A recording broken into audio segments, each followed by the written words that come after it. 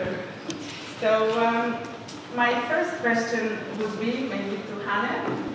You have a film here, and by the name of Tanya, and it's a co-production, and it went to 20 festivals about, or soon it will be 20, as far as I saw it. It was premiered at the premiere, right? And it won award also at Reagan Film Festival, so it's a very successful film. And it's in Peru, so the story is set in Peru. So obviously it had to be a co-production, but correct me if it's not the case. But I saw that you worked with like 5 co-producers. Or that's what I saw on the webpage. So, yeah. So please tell us a little bit about why you co-produced, why so many co-producers you had, and all the partners you had. Okay, so By the Name of Tanya it's a hybrid film. It's a docu-fiction, and it's a story of a young girl in Peru that is brought into prostitution. And actually in the film you follow the way how she gets changed into a sex slave. It's based on true testimonials from different girls, and there's one character that actually is a fictionalized character, but that represents all the girls, and her name is Tanya. That's why it's a title By the Name of Tanya. And in Belgium, actually, we have 2 communities. So we have a Dutch-speaking and a French-speaking community, so we're already a co-production in ourselves. And then, of course, the logical thing for this film would have been to go to Peru for a co-production. But we didn't do so because there was little money and there's no co-production agreement between Belgium and Peru. So this film actually is a co-production with the Netherlands and with some kind of workshops in Belgium. So there's a workshop that follows there are different, we have the state fund from the French-speaking community, and this is very special for Belgium. We have like this kind of workshops that get money that are state funded. So they have money to work, to hire people to work for them. And they accompany some films. So the films come in there as projects, and they have equipment like camera material and editing facilities. So these workshops are also co-producers, even though they are not an independent production company. For this film, we tried to have a co-production with France. That's why there's the 5th co-producer on board. We tried to co-produce with a big French company called the Film d'ici, but they weren't able to find money because the system in France is quite complicated, and a film taught completely in Spanish on Latin America is not really the main interest of French broadcasters, so we didn't succeed in finding money in France. I see. Okay, let's jump to one of the places where producers go to find co-producers and money. Okay, so is the platform, please. Hello everybody. I would like to say at the beginning that I'm here on behalf of Institute of Documentary Films in Prague, and what we do is quite complicated. So I will try to make it simple, but not every time I succeed. So Juliana, who just actually returned from one session of our workshop, which is called Oriente, and it took place in Jihlava. She was a tutor. She was really great. She is also alumni of our workshop. So that we have a little case study right here, because Oriente film is a workshop with about 17, 18 years of tradition, and it was established by Institute of Documentary Film with a focus on producers and filmmakers from Central and Eastern European region. The workshop consists of 3 sessions, which take a week. First session always takes place in a different country. Once we were also in Trieste 2 years ago, I think. And also in the future we plan to always have the first session in a different country. Usually, I think Trieste was a little bit of exception. Usually we choose one of the countries which we are focused on, and that takes me to how we try to encourage co-production. I think you should stop me because it's... Okay, the question, Yeah, actually. my question is, do you welcome projects like Anna's or not? Why? Okay. So we are encouraging co-production, of course, within the region for mostly, and also it quite often happens naturally. But as you probably know, not all of our local film funds are in a greatest shape, even though Czech Film Fund is in a good shape. It could be sometimes hard to do it without any Western money. So we do encourage co-productions, and we try to bring to our workshops also producers from different countries to pick up projects, but also maybe bring their projects to our regions. So that's my answer. I will just finish about the workshop. We select 12 projects every year. The deadline is in April. The projects should be feature-length stories in development, artistic documentaries. We are now starting to also look for quality docu-series. It's a little bit of difference. And then I'll probably just let somebody else do it. Okay, so then let's jump to Alessandro, who built up when East meets West, where East meets. Okay. So finish the sentence, please, and let me know how you had the idea to create this platform and where we are with it.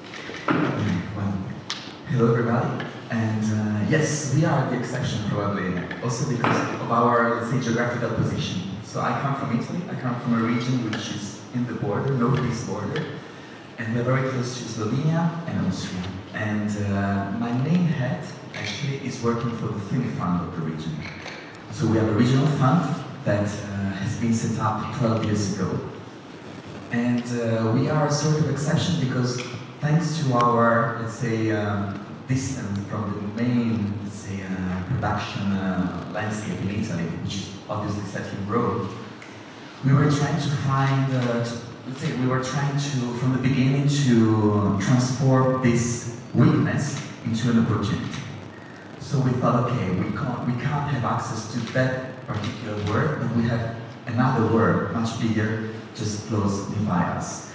And so that's why from the beginning, I was the responsible of the international strategy and policy of the fund, and we try to understand how to possibly benefit from our position. And Trieste, of course, is a natural bridge between, and has always been a natural bridge between East and West.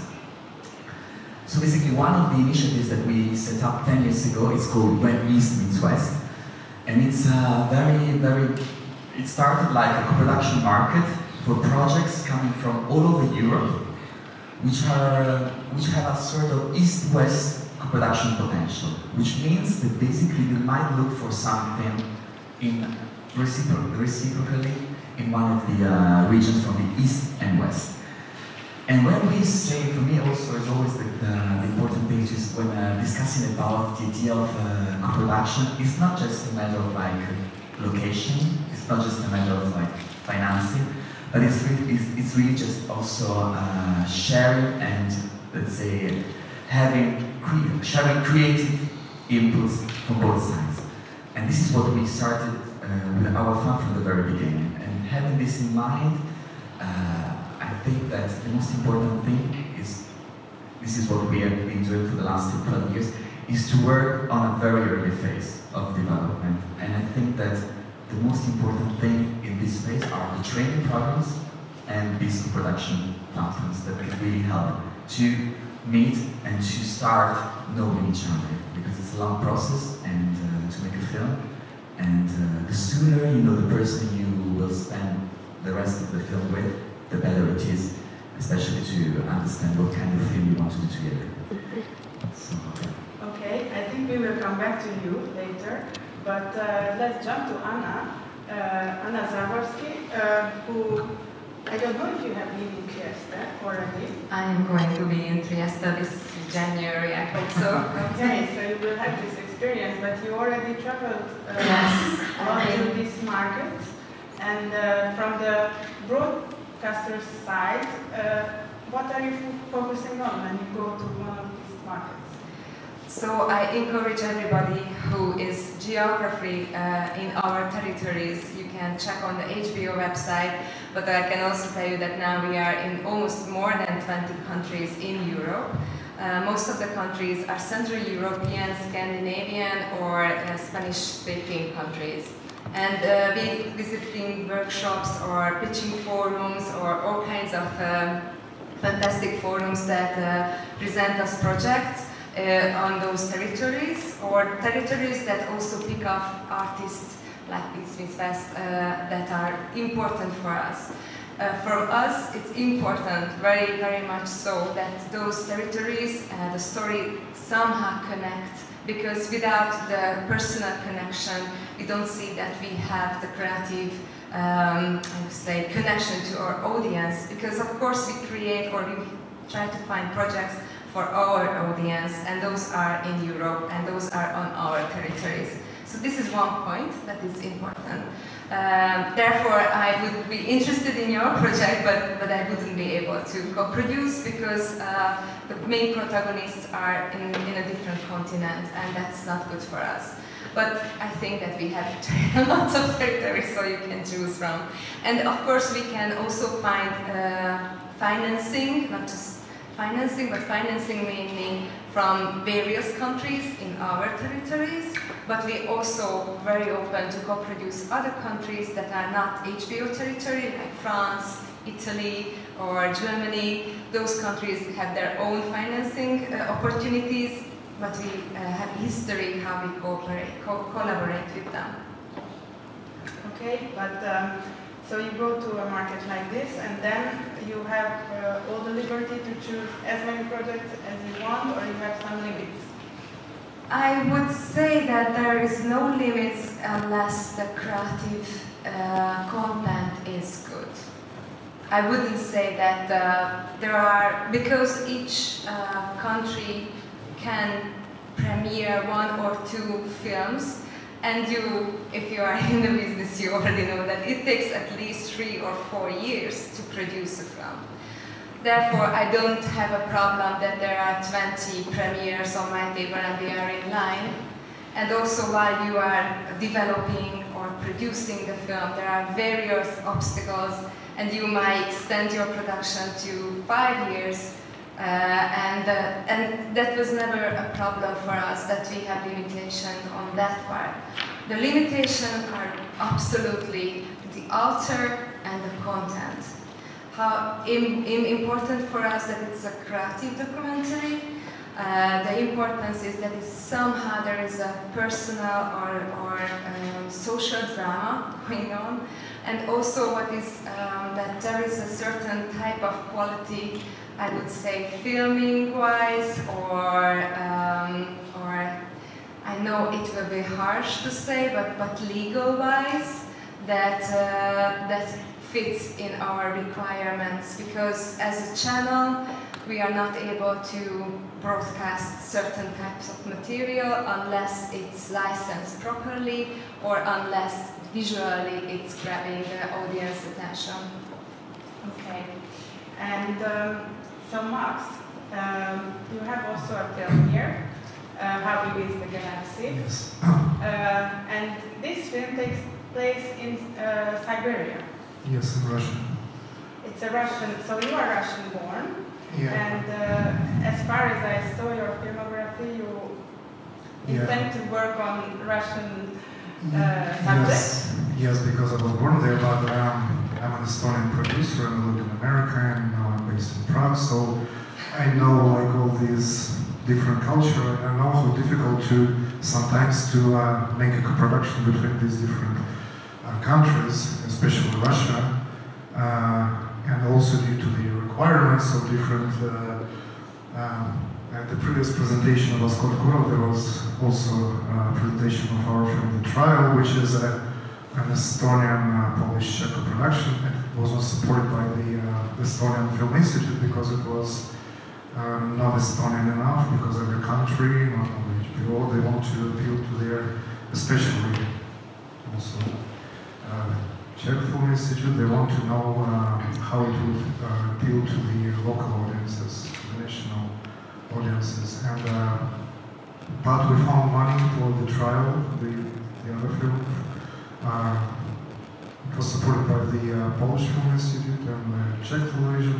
So eventually it all can come together, and now we're also producing with France, which is very liberal in terms of not appealing to certain national topics, because they have a lot of money. And How Big is the Galaxy was supported by the ITFA Bertha Fund, which is interested in the countries that don't have enough money or enough national support. Can you tell us a bit more about ITFA Bertha? Well, yes, our film was an Estonian-Russian co-production. And well, in fact, now we're main producers, but when we applied to the fund, the requirement, of course, is for these countries from their list, like Russia, to be the main producer. It's a long story, but eventually the rights belong to us due to some sad circumstances. But they're interested in, of course, in social and political topics, but they want to visually outstanding films, and they also keep telling me that it was an advantage that you're an Estonian producer, not the obvious German-French co-producer, because such small countries, they would prefer a film from a small country, because of they rarely get some support from like it's very competitive from there. What else can I say? There's also funds that you can apply to if you don't get your national fund support. And there was this word that was used by Alessandro, natural and like natural bridge and so on. And all my productions, they happen naturally because I met my past or present partners at some of these events like that. When we could like start talking at some event or be at the same panel and talk about projects, and eventually, like now, producing with friends.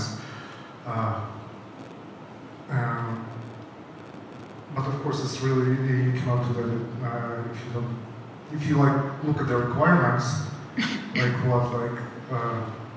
and the budgets in Russia are very small, not too small, but if you compare to Scandinavia, it's like in Scandinavia, it's a lot of that. It's like, and it's really difficult to put it all together and combine like these like former Soviet countries, Eastern European countries, Western European countries, in terms of putting it all together and configuring the production. But it's all real and it works.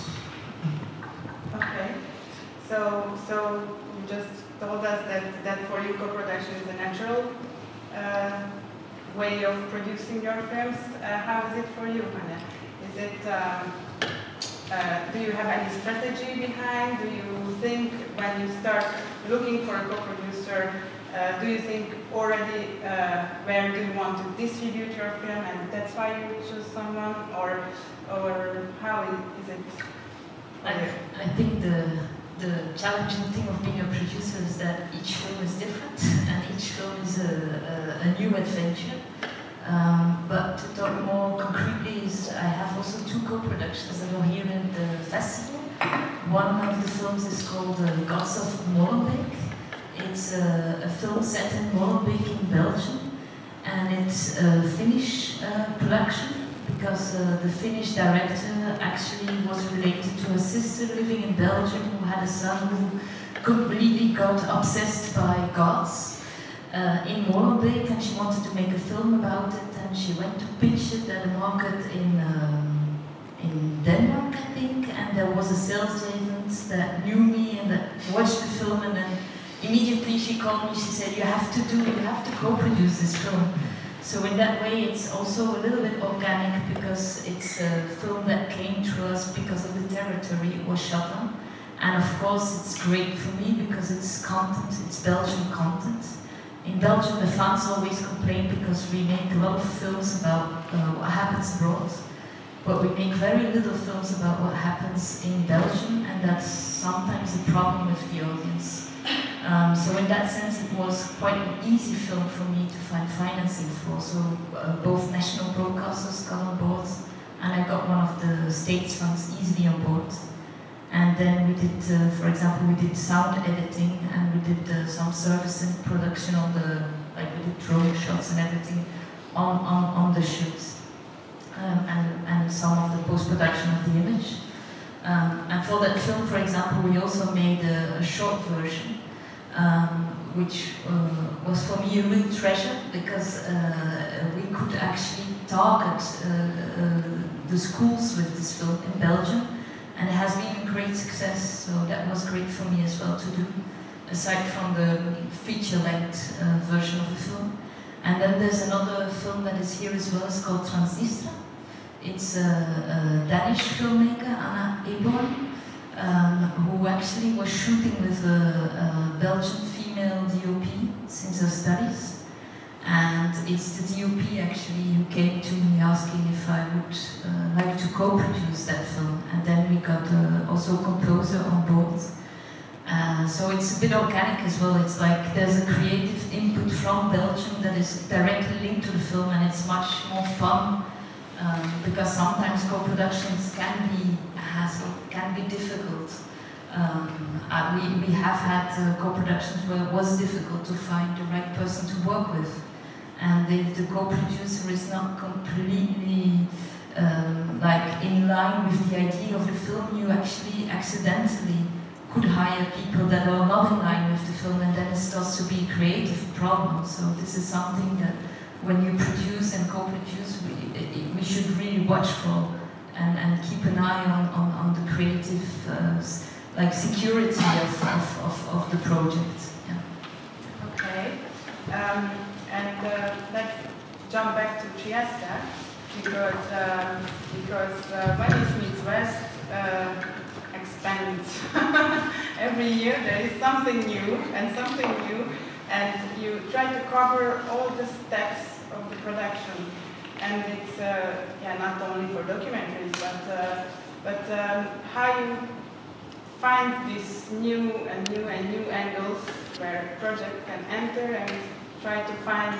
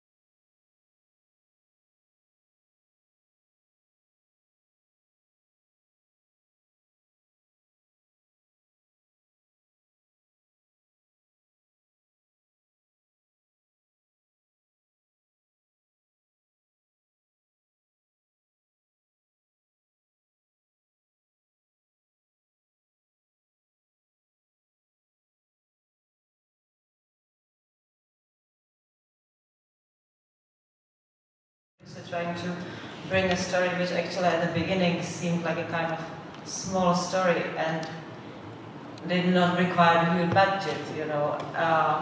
So I probably lost myself again in the thought. But my point was that if you look nationally and then you look within Europe and then you take it from there, and you are able to receive feedback, and even a turn down from like of your submission, you can always ask us why, you know. Yeah. You don't respond.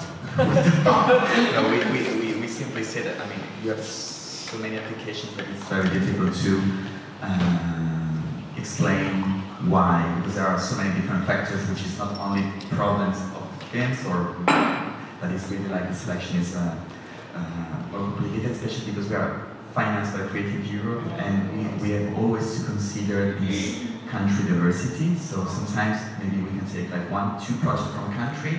Maybe there is a third one which is amazing, but we cannot take it simply because of these regulations. And this is a problem, by the way, you know, what you're talking about, that it applies to any country. I mean, when I travel in Italy and I meet filmmakers, the main problem for them is to find a producer.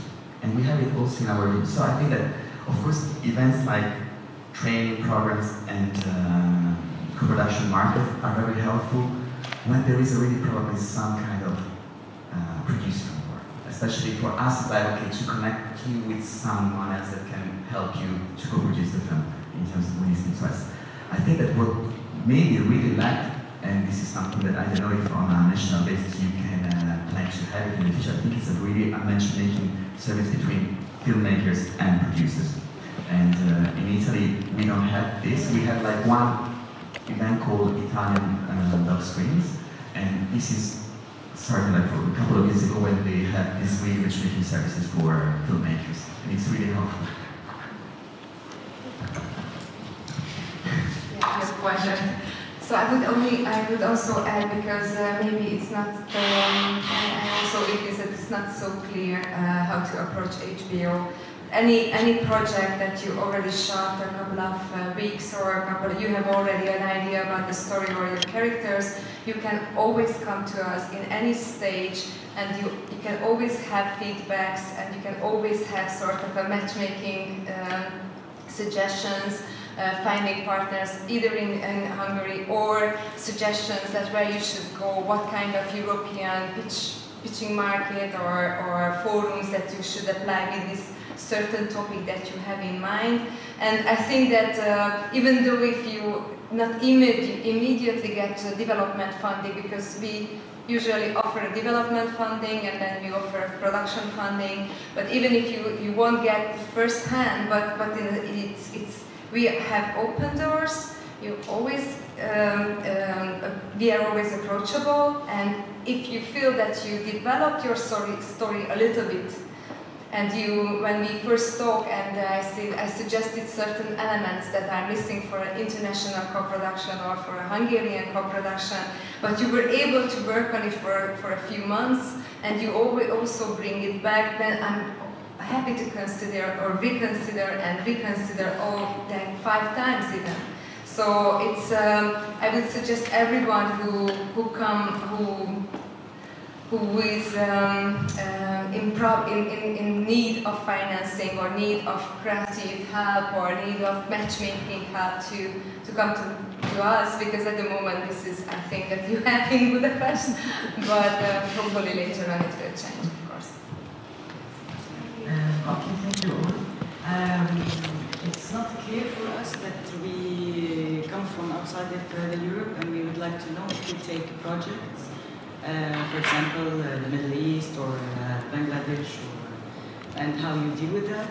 And for HBO, if it's possible to know if you take a ready film to buy films, I mean, and not in a development or production. I quickly answer this from my side. Yes, if the film is ready, then it's not my duty to determine whether it will be on the channel, but I can, if you give me your email address, I can direct you to our programming department, and after watching the screener, then they will decide, but they are absolutely open. Of course, if there is, for your already existing film, there is some connection to Europe in any way or to our territories, that's also a good point. But I wouldn't say that it's necessary because there are so many other films on our channel. But in case you are somehow based now in Europe and you are working from here, or you have access to certain cities or certain fundings, then yes, we have respective producers, just like myself, in other countries. So if your topic is somehow connected to those territories, then you're absolutely able to go to HBO. If there is no geography or content-wise, there is no connection to Europe or to our territories, I'm sorry, HBO Europe cannot be your partner.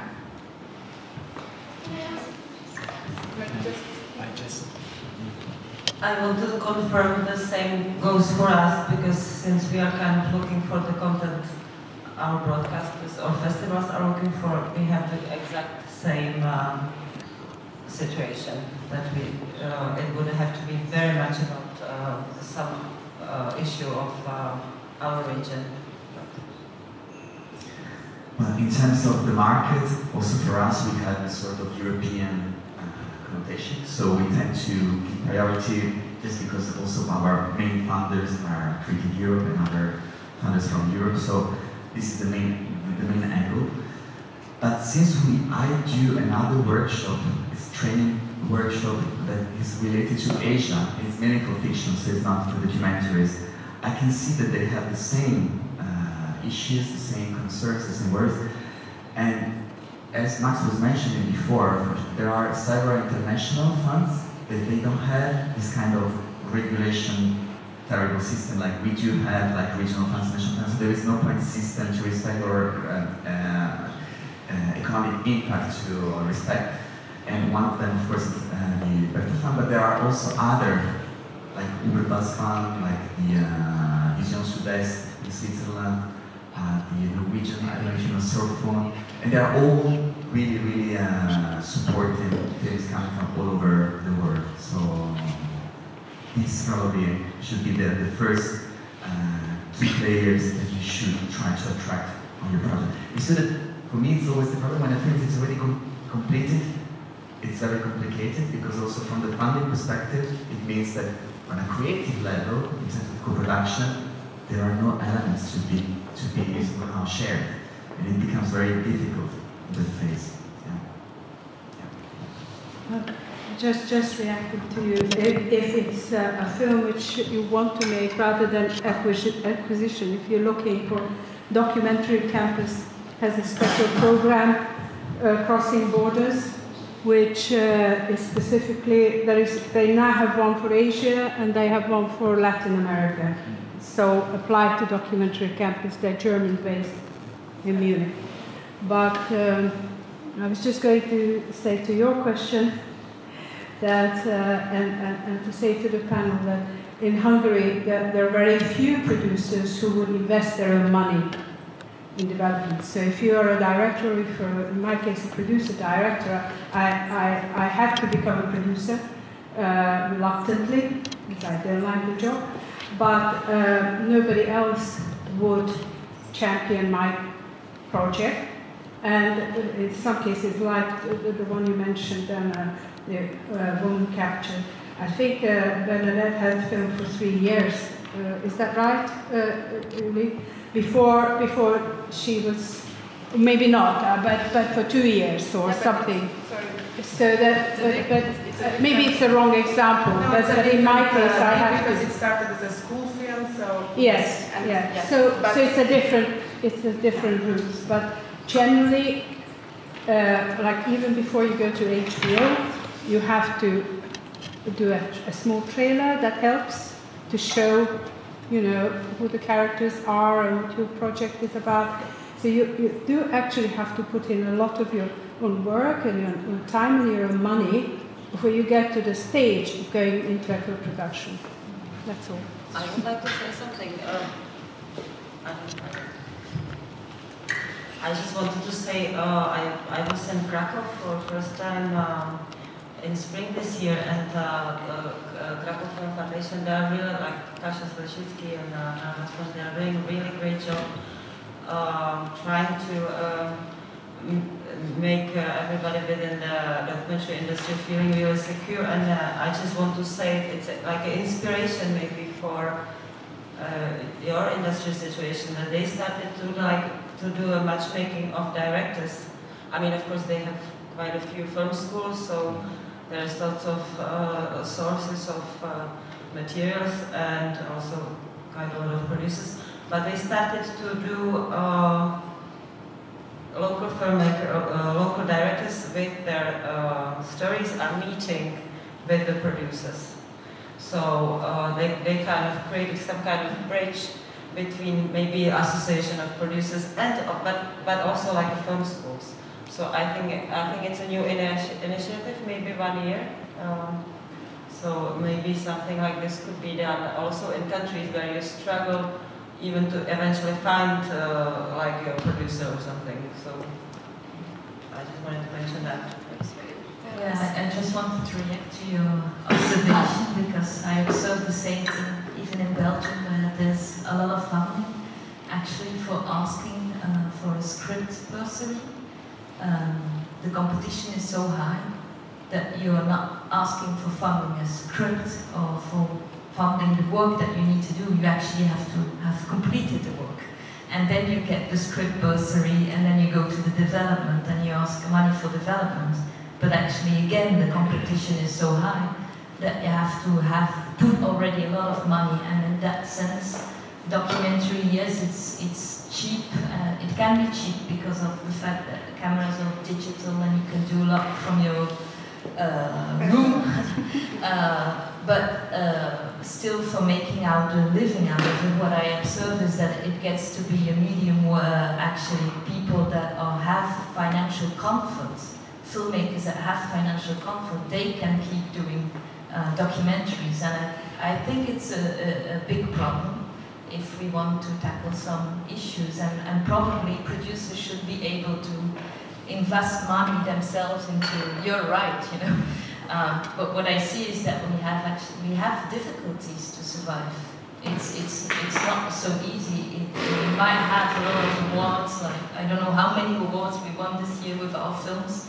It's been a crazy year, but it doesn't mean the income is there. So there's also a problem with the market, and I honestly I don't know how to tackle this, how to make it more democratic in a way.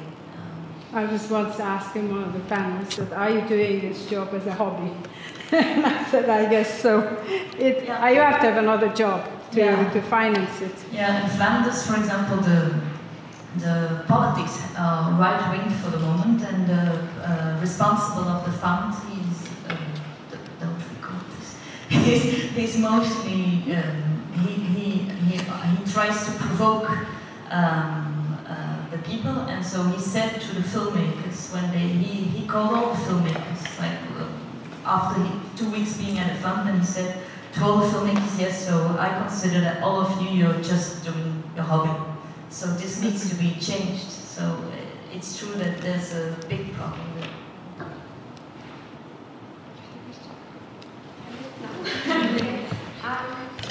Hello. I have a question to.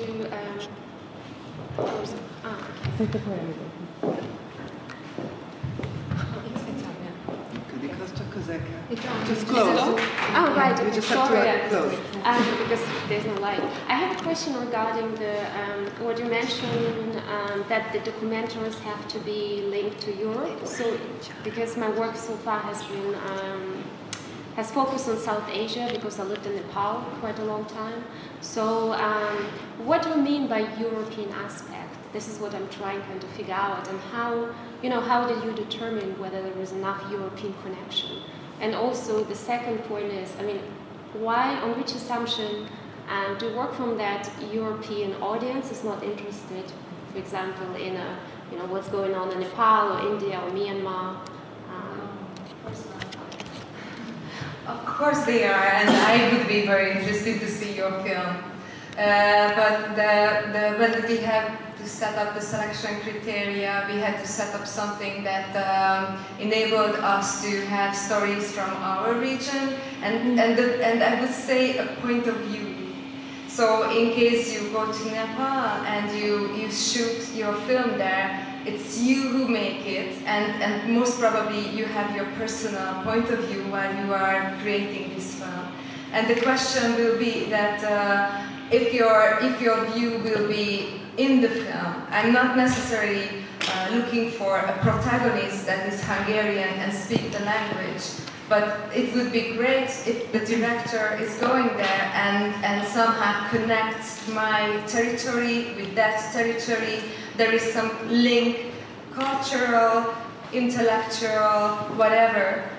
What I am able to determine that my viewers will also easily understand or have some access, because there are other type of documentaries. As I told you, I'm also fascinated by those, but ours have these criteria, and I've seen films like this. So I think that there is, although it's narrow, but there is a niche that we have, even not shot in Europe, or even not shot with the national speaking or the Hungarian speaking protagonist, but still it can be made. But yeah, there is this limitation that we have. I'm sorry. Okay, maybe one last question to all of you, because I think we are a little bit, so we heard a lot to talk about series, and the world is turning towards series, and but we are still making feature-length creative documentaries. So where do you see the future, distribution-wise, of feature-length creative documentaries? Please. Go ahead. We should start from the distribution perspective. But it's very difficult, I think, because I wonder, and I'm very, very open and honestly saying that I'm very curious what you are going to say, because no, because what I witnessed is that there is no know-how of document. I would say creative documentaries, but in series. Because there are lots of series, documentary-wise, that you see. But how to achieve something that is not a reportage, not an investigative documentary, because that's the easiest to do in series, for documentary series.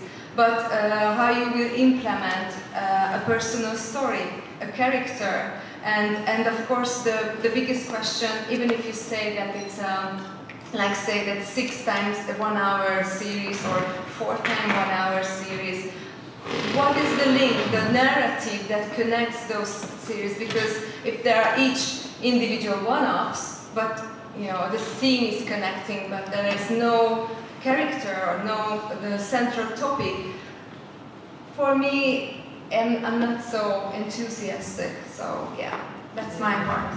It's harder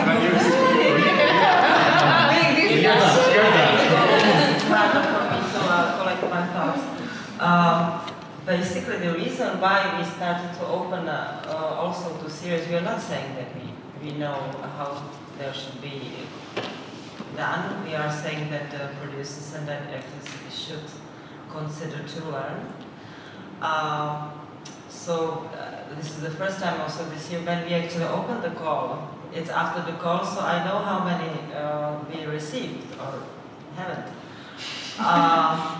But I was thinking about because now we have to, of course, come up with some kind of case study, you know, and we can also go to Nordic countries and, you know, or we can look on online channels, whatever different kind of content that's being produced, and I think it's all to be put down to the situation with the broadcasters, how the situation they got, especially the national broadcasters, the situation they got themselves into, because primarily they are now to be asked to finance content which is not being shown within their platform. And I will cut into what was my idea. For example, if you're familiar with Peter Kerekes films, yeah. He's making series. Yes. Like he's in a way. In a way, yeah. that could totally be called series, like the Velvet Terrorist, 3 stories, different countries. Or like the Occupation 1968, it's a huge co-production, serious potential kind of situation. So I don't know if I answered a little bit of the... Yeah, but I have to also add that it's a risk. Big corporations hate risk, although we say about ourselves, but we hate risk at the same time. But we encourage people, of course, to submit projects that really push us, because what I think is if the content is promising and I see the potential, then my fear of risking a certain in financing will fade away and disappear, and then I jump in. But at the moment, HBO is only producing 1 series among the 20 territories, and I encourage every producer to find a project, but hey, it's, yeah, so please. I just wanted to jump in onto your comment that from episode to episode the stories should switch, because I'm developing a series for the moment as well. And I mean, it is proven that you can use the anthology. Yeah. It means that you should just have a kind of a Bible, and that is enough actually for an audience to catch. There is, I think it's maybe an illusion to think that people will follow up a story like in 6 episodes. It's a lot to demand to an audience. So I think that because we had the same remark from the broadcaster, we actually had to explain what was the system of this anthology and how it works, and they completely agreed to it. Mm-hmm. So I think that series that work like this, like I produced one which is Bugs, which was a Danish production, but then it was a co-production with Belgium, with Germany. It was about 2 cooks that went around the world and tried to find ways to cook insects, and that were linked to a famous restaurant in Denmark. I mean, that series was really well financed. In financial ways, this was a great project to be of, because it was different formats of series and a one-off. It was a success in terms of financing. Maybe I would try to have a different, broader perspective, because actually, okay, if you ask me how I see the future, well, it's going to be complicated, because we are all in this transitory phase that we exactly don't know what will happen next. But, and I think that really it's like the key, the concept that we are talking in every event, which is could be a training or market, it's always TV series, VOD platforms, audience engagement, and in a way, of course, like there is a lot of production of TV series, which means that the audience is going in that direction, which means that all the professionals working in the film business are also going that direction. So it's, in a way, we were discussing the other day in Yale, it's really, they're stealing not only film professionals from the, and it's always more and more difficult to find talents that are able to work in long features now, but they're stealing also the audience of the future, because more and more it's very difficult to find the audience for your future films. And I think from my perspective, my main concern is not maybe how to, of course, like how to have an impact campaign, how to really have a marketing campaign, to create all the premises for having your films to be watched somewhere. But I really think that we should really all work together to start working on the next generation of the audience. And I think that that's the main concern. And we should really try to think of policy in 5 to 10 years from now. Because I think that in 5 to 10 years, I don't know if we will be able to speak Syrian like art house films from Europe. It will be a concept that exists. It's a bit pessimistic. I think that you want to change the audience, but I think maybe you should also be asking yourself, why is the audience changing? And sometimes I think it's because maybe the people who make the hardware took over or started to have the policy now over what's culture and creative and content, because we have the giants like Netflix, Amazon, and who take the whole territory, and they have the biggest money because they have all the audience. So of course you have to school the audience somehow, but I actually think that the audience is like the digital porn audience will always be a little bit different and have a different attention span and so on. And that's why you maybe have a feature film and then also are able to look into your story as something which could be told differently. So I think it's also like one thing is the audience, but then maybe we have to, not me personally, I'm just a mediator, but to teach the authors how to tell the story differently in the situation that we are like now, you know. Yeah, I quite agree, and I in case you are interested in developing series, I strongly encourage you to have consultants from the TV series development world, because there are lots of people interested in documentaries, even though they develop TV series. And I'm not talking about daily soaps, of course, but there are quite a few, and they give very good advices and how differently you have to think when it comes about series. And I also think that the length of each episode can be a key, because it's also a format that suggests some sort of an audience. And I again agree with you that if you envision your audience and you see what their habits are and how they consume media content, then you can also think and develop that way. So it's now everything is so exciting because nothing is written in stone, and you have to have a lot of courage and jump on things, but there are little things that you can learn from other professionals, and I encourage everyone to do so. Maybe this can be a closing sentence. And I would like to thank you for sharing all your ideas and thoughts with us. As far as I know, there are some catalogs and some material from different participants of the panel, so you can also take away with you, and you can also just jump on them and ask your personal questions. So thank you very much.